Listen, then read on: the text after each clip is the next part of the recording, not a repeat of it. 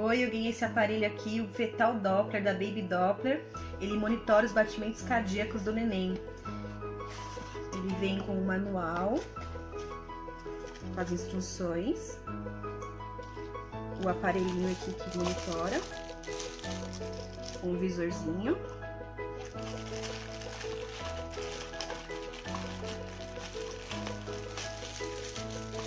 Aí junto esse outro aparelhinho aqui, que é o que a gente passa na barriga pra ouvir o coraçãozinho.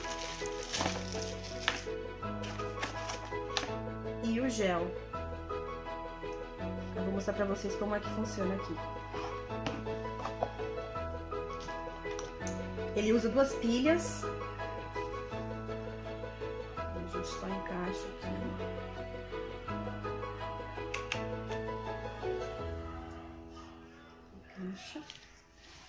Agora eu vou mostrar pra vocês como que funciona. Vocês vão pegar o gel.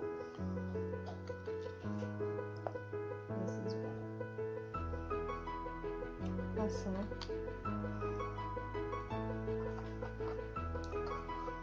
Vai ligar o Baby Doppler. E vamos procurar o coraçãozinho.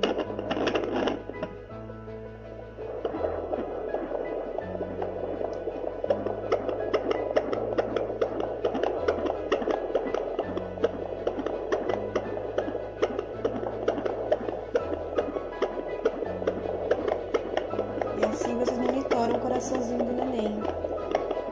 Se você tiver alguma dúvida, na caixa você tem aqui o endereço do Facebook, do Instagram e do Twitter.